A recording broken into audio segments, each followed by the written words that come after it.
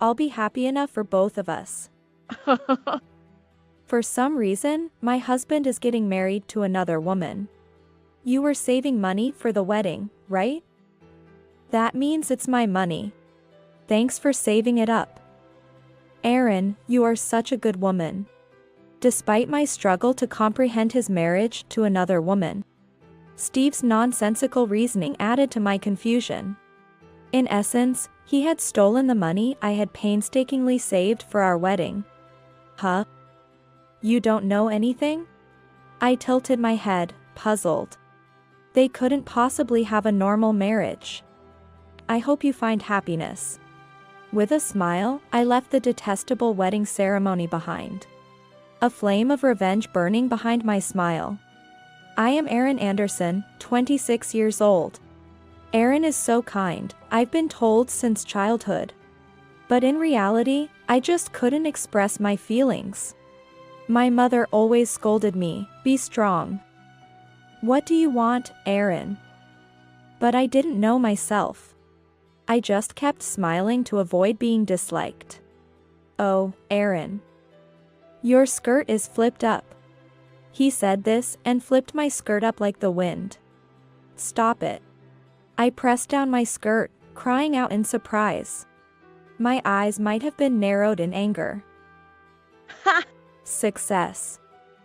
You get angry too, huh? Even your angry face is cute. Steve, ever mischievous, laughed. This childish episode occurred when we were both college students. Next, I want to make Erin cry. I blushed. Steve was annoying, but somehow, he attracted me. Always smiling, the kind me. It was Steve, carefree and spontaneous, who broke me out of my dull shell. We started dating after graduating from college. My daily life with the sociable Steve was stimulating compared to my plain past. He took me to lively places like nightclubs and summer music festivals. I began staying up late and traveling, far from my routine of returning straight home after work. I even enjoyed moderate drinking. Steve and I were opposites. None of his friends were the quiet type like me. I worried we were mismatched, but then Steve unexpectedly proposed. Is Erin really good enough for you? At our engagement party, Steve's friends gathered. One, drunk, loudly questioned Steve. I had been worried about the same thing internally. But I never expected someone else to voice it. To others, Steve and I seemed mismatched. I tried to shrink away, embarrassed and sad. What are you talking about? If I'm marrying anyone, it's Erin. Steve's cheerful voice lifted my spirits. He chugged his beer and put his arm around me. See, she's like a traditional wife, right? It's rare to find such a nana nowadays. I want someone to take care of me. Steve probably meant lady. I might not be a remarkable woman, but I wanted to be useful to him. I felt my cheeks warm. Our friends continued their raucous celebration, using our affectionate relationship as the center of attention. The party in Steve's small apartment went on till late at night. But really, is Erin the one for you? Must be boring at night. As the drinks flowed, the conversation became increasingly crude. I was a bit uncomfortable but slightly tipsy. I trusted Steve's love. However, he spectacularly betrayed that trust. Yes. That's my biggest worry. His friends eagerly latched onto the topic. Steve began to brag about intimate details he shouldn't have shared. Even when I pleaded, "Stop it," he ignored me. A friend teased, "Your wife doesn't like it, huh?" And Steve boasted, "I'm not a man who is controlled by his wife." Then, he leaned on a female friend. "Maybe I should get my nighttime care elsewhere." Steve and the woman exchanged suggestive glances. Another friend mockingly imitated me, this cheating guy. An enemy of women. Technically, I'm not married to Erin yet, so it's safe to play around now. His joking words didn't sound like a joke. He hugged the woman, clearly overstepping the bounds of friendship. Steve, you've had too much to drink. Let's take a break.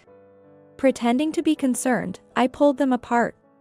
Steve, man, you're the worst. Married or not, cheating is wrong. The friend lectured him while laughing. They weren't seriously defending me, but Steve calmed down momentarily. He scratched his chin, nodded, and opened a drawer. He pulled out a marriage registration form. Look, everyone. As you can see, I'm marrying Aaron. I only love Aaron. I will not cheat. He slurred his words, swaying like a drunk octopus. We had filled out this marriage form right after the proposal, but hadn't submitted it yet due to my whims. August 18th, a couple of days for a wedding anniversary, I thought, and Steve happily agreed. The plan was to register and have our wedding on August 18th next year. And live together afterward. His declaration excited everyone. Congratulations, they cheered, and I basked in the joy. But my warm heart would soon rapidly cool. All right. I'll be back. Steve carelessly shoved the marriage form into his pocket and dashed out of the house, followed by some friends. Since many friends were still at home, I stayed behind. That decision was a mistake. Congratulations on your marriage. Steve and his friends returned home after several minutes, unusually excited. I feared the worst, and it was true. They had submitted the marriage form to the city office. Our happy promise to go to the office together on a good couple's day was shattered by a drunken impulse. The next day, after the friends left, I silently cleaned the messy room. Empty cans, including the bathroom, were everywhere, and food was spilled all over. Eventually, Steve woke up, but I didn't want to see his face. As I silently cleaned, he approached me, sensing something was wrong. What's up? Are you mad? I had fun with everyone. And it's a bummer when someone's not into it. My friends are your friends, right? I want you to get along. Oh, and thanks for cleaning. You're like a traditional wife, so considerate. I was right to marry Aaron. I love you. Despite his smooth words, I was disarmed by his embrace. Sorry about last night. I know you don't like wild parties. As a thank you for putting up with it, how about a relaxed date at the aquarium next time? Yeah. In the end, Steve is kind. There's no use regretting the past. We can make our wedding day our anniversary. I thought a modest ceremony would be fine. But I knew Steve would probably want to invite many friends. He's the type who wants to enjoy his big day in a flashy way. After all, it's a once-in-a-lifetime wedding. I wanted it to be a beautiful memory that would stay with us forever. My thoughts about the wedding grew even more. We successfully booked the wedding. That's when Steve started acting differently. You never really liked going out with my friends, did you? You don't have to force yourself anymore. I'll go alone. Steve still hung out with his friends a lot, but I was no longer invited. While I appreciated this, I was also worried since many of his friends were women. I'm fine. I want to go with you. No, it's better if you don't come. The vibe gets ruined when unenthusiastic Aaron is around. I'm sorry. But I don't like it when you drink with lots of girls until late at night. Steve's usually cheerful demeanor turned serious. What? Who do you think you are? Don't act like you own me. If you're going to be like this, we can break up right now. I clamped my mouth shut. Should we be moving forward with this? Are you sure it's okay to get married? Even my mother, who I hadn't consulted, was worried. Maybe my anxiety was showing. I'm fine, I replied with a smile, but my mother didn't smile back. I think Steve is a nice, sociable person. But Aaron, you're the one who sees him closest. Don't you have any doubts? They say, keep both eyes open before marriage, and close one after. You need to look at Steve now. I'm fine. I interrupted my mother. His brightness, which I lack, is attractive. He shows me new worlds. Don't worry, we're even saving up for the wedding expenses. I'm not a child anymore, and I won't bother you. There's nothing to worry about. I didn't want to burden my always worried mother any further. I'm not a child who gets scolded anymore. Steve and I will be fine. I repeated this to myself over and over. Then, Steve, who had been cold lately, suddenly became kind again. Erin is a great woman. I blushed at such earnest words. I believed everything would go smoothly until the wedding. But then, one Sunday, I received a strange call from one of Steve's friends. The wedding started. Aren't you coming, Erin? Forget the past, let's all drink and celebrate. Our wedding was still a long way off. Maybe it was another party in our honor? I asked for the location and rushed over. What I saw there was an incomprehensible reality. They're having a wedding. Steve, dressed in a tuxedo, was being celebrated as the groom. The rented restaurant was filled with many friends, all drinking and having a great time. When I froze at the entrance, one of his friends casually approached me. Steve frowned in a good mood. Hey, what's this? An uninvited woman has shown up. Steve mocked me, and the bride next to him laughed loudly. The bride was Vanessa, one of his friends. I remembered them getting cozy at a drinking party. Their too close for comfort interaction was uncomfortable. But now it seemed they had been more than that from that time. Looking around the venue, I spotted what seemed to be the parents of Steve and Vanessa. This wasn't a bad joke. This was a real wedding. What's going on? I managed to say in a trembling voice. Steve, without any remorse, responded casually. It's a wedding. What? Did you still think you were dating me? No way. Steve laughed hysterically, holding his stomach. Man, this is great. You're such a naive woman, Erin. Perfect for a wedding. Steve amusingly slapped my back as I stood frozen. Then he whispered in my ear. I loved you. You're an amazing woman.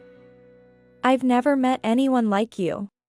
Normally, these would be pleasant words, but they felt incredibly sarcastic.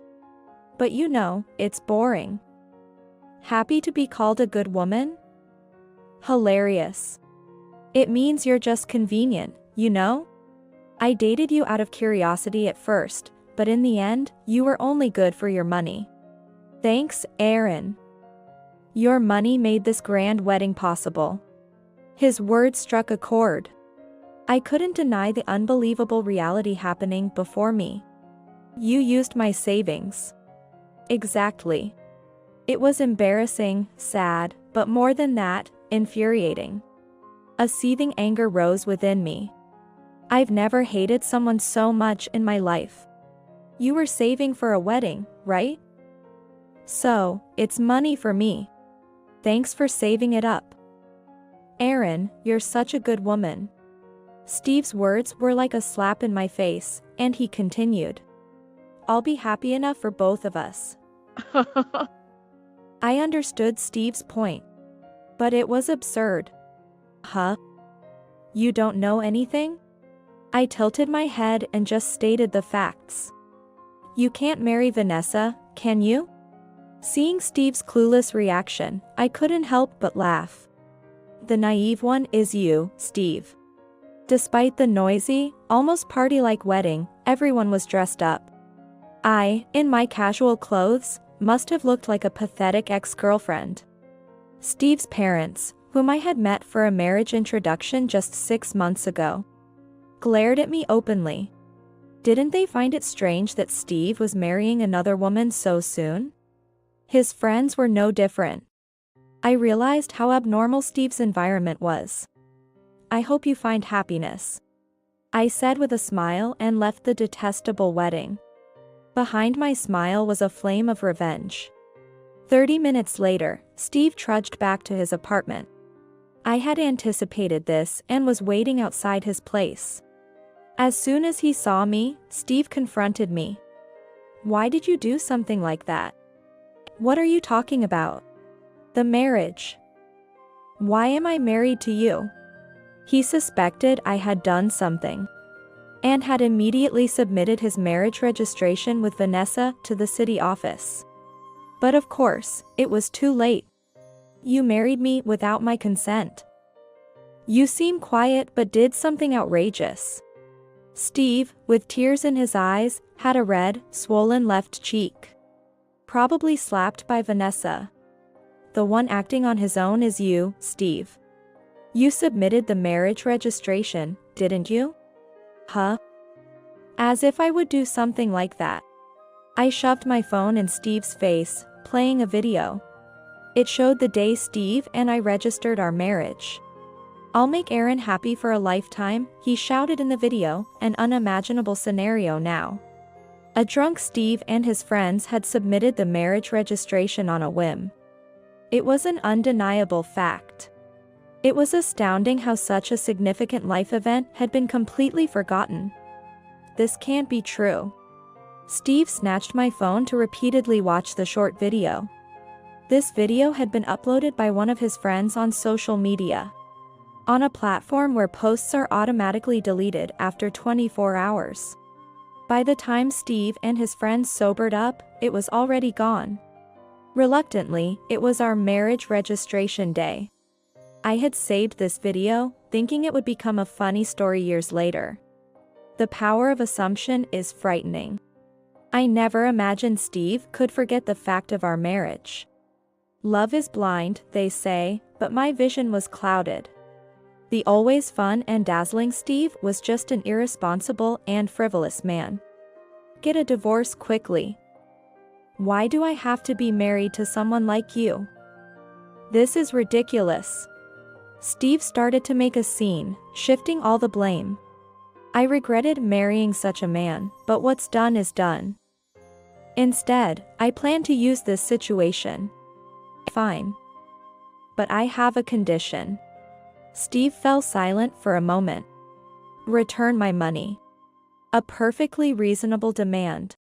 Yet, Steve approached me, face red with anger. Huh? I've already spent it all. You're such a stingy woman. Didn't you save it for our wedding? Then it's my money. Well, the marriage partner changed it though. I quickly checked online banking and found that Steve had taken over $30,000. This substantial amount wasn't just saved in the months since our engagement. It was accumulated since I started working. It's not your money, Steve. It's theft, I said firmly. Then a voice came from behind. It's not theft. Turning around, I saw Vanessa. Steve quickly covered his swollen, red cheek, but Vanessa seemed to be in a good mood. They had quarreled over the inability to marry but reconciled, and Vanessa returned to Steve. You know, it's not theft if a family member takes money from another family member. Vanessa, with her simple appearance, boasted her knowledge. Steve, you're lucky. Being married saved you. Theft is when someone takes another person's money. If a husband uses his wife's money, it's okay. You won't get arrested by the police. No reason to return it. Steve's expression brightened. Really? Really? When my mom stole all our family's money and ran away with some guy. The police said that. That's hilarious. I couldn't find anything funny about it, but Steve and Vanessa laughed hysterically. I realized how different our worlds and senses of humor were. Hey, can you tell me how you withdrew the money? Steve explained proudly. Remember when you told me you were saving for the wedding? I thought, is she serious? But then I figured, if you're saving for me, it would be sad not to accept it. So I borrowed your passbook. Steve had cooled off on the idea of marrying me but found a way to use me. During the time he was kind to me, he had been searching for my passbook in my apartment. He had peeked at my PIN while I was using the ATM. I see. Steve bowed his head slightly. Thanks for marrying me. Consider this $30,000 as a wedding gift to me and Vanessa, okay? To Steve's smug attitude, I had one more question to ask. So, how did you withdraw the money? When I checked the transaction, it seems like $30,000 was withdrawn at the bank counter all at once. Steve disguised himself as a woman and went to the counter. But that would be too obvious. Then, the only other person who could withdraw the money would be Vanessa. It was a large amount, and an ID card must have been required, right? I can't believe it, but did someone impersonate me? Vanessa visibly reacted. Without any remorse, she confessed. I just went barefaced with a mask, and no one noticed. Plain faces have no distinct features, so everyone looks the same. Honestly, walking outside without makeup was so embarrassing. Aaron, I don't know how you do it. I couldn't stand it. Vanessa laughed hysterically, clearly lacking any real knowledge. I see. So, Vanessa, you're also a thief? Even if Steve can't be charged because he's family, you're a stranger. So you'll be arrested by the police. Steve and Vanessa both muttered. Ah. Looking at each other and turning pale. I didn't do anything. I don't know anything. Vanessa quickly denied everything, but I held up my phone. I've been recording this whole time. Vanessa turned pale and collapsed. Finally accepting the situation, she hung her head. Sorry. She muttered softly. Sorry, I apologize. I just did what Steve told me to. I didn't mean any harm. We needed money to get married, so I just... Hey, don't make it sound like it's my fault. You were the one who complained about not having money, Vanessa. So I came up with the plan to take money from Aaron. Huh? You said Aaron would never get angry no matter what. This isn't fair. Why do I have to be the thief? I thought Aaron would just cry and that would be the end of it. This is different from what I expected. I realized how much I had been underestimated. This is all so confusing. Anyway, Aaron, let's get divorced. I'll pay back the money bit by bit after we separate. No way. I couldn't trust a thief's word. I'll divorce you anytime. But only after you return all the money. Steve clenched his teeth. Vanessa let out a shrill scream. Just divorce already. We can't get married if you don't. Steve chose to marry me, and I want to divorce too. But only after getting the money back. But I can't pay back $30,000. You're both young. If you work hard together, you can save up to $30,000 quickly. I saved it up myself, after all. I don't have that time. I'm pregnant. Steve got his fling pregnant before our marriage, discarding me unilaterally. They didn't have money for the wedding. Let alone for moving into an apartment together or for childbirth expenses. You got pregnant without thinking about the future? Once the baby is born, you can't prioritize yourself anymore. It's not just about having fun now. I couldn't help but speak some hard truths to the irresponsible pair. I felt like a concerned aunt lamenting, are these kids going to be okay? The unborn child is innocent, but that doesn't mean I'll forgive Steve and Vanessa. Vanessa started sobbing loudly, and Steve lay prostrate on the concrete ground. Afterward, I reported Steve and Vanessa to the police. It's said that theft within the family cannot be criminally charged. But civil litigation is another matter. I was determined not to let them get away with it. In addition to the theft, I also demanded compensation for Steve's infidelity and pregnancy with his affair partner. plus the cancellation fee for our wedding. I told you I don't have any money. Why are you trying to squeeze every last penny out of me? Although Steve cried and vented his anger at me, I told him, this is how the real world works. If everyone lived as selfishly as Steve does, the world would fall apart. The $30,000 was eventually returned, paid by Vanessa's father. With the money returned and her apparent remorse, Vanessa received a suspended sentence. Of course, I also demanded compensation from her for the affair. Are you happy ruining other people's happiness? You're so mean. How much more money do you want? A heavily pregnant Vanessa appeared before me, expecting an apology but instead confronted me. It's only fair to get my stolen money back. And the compensation isn't because I want money. It's what Vanessa owes for doing something wrong. Though I answered politely, Vanessa just cried and wailed.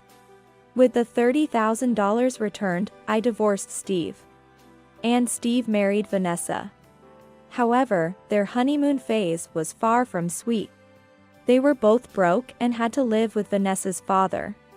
He strictly monitored them to ensure they repaid the $30,000 he fronted. Plus the compensation to me. Both were made to work in a factory owned by a friend of Vanessa's father. With no leisure allowed, not even a day off. Vanessa was expected to work until just before her due date. Steve tried to escape several times but was easily caught and returned to this prison. Steve and Vanessa blamed each other for their predicament. As I learned from Vanessa's father, who came to make monthly payments. I'd disown that daughter of mine right now if I could. But an innocent child is coming, and I have to ensure payments to Aaron. Vanessa's mother had run off with all their family's money and a lover. So her father had a strong disgust for his daughter, who did something similar. Steve's parents were unreliable, so Vanessa's father was a crucial support. Heartbroken, I returned to my parents' home. I expected comfort from my mother, but instead, pull yourself together. I was scolded and felt tears welling up. I had taken my mother's unconditional support for granted. As I nearly cried, my mother gently embraced me. Aaron, you're kind. Being quiet and a good person isn't bad. But you have to value your feelings too. I had been putting up a brave front against Steve and his actions. Tears I had been holding back flowed freely. Mom, I'm sorry. It's okay, you did well. I had always been afraid of my strict mother. I avoided her, not wanting to be scolded at this age. But she was always my biggest supporter. I spent some time at my parents' home, feeling like a child again. I enjoyed my mother's delicious meals and fought with my father over the TV to watch sports. I wanted to stay with them, but I moved out to live alone. I want to build a new family someday. I've avoided new challenges, but now I plan to actively move forward.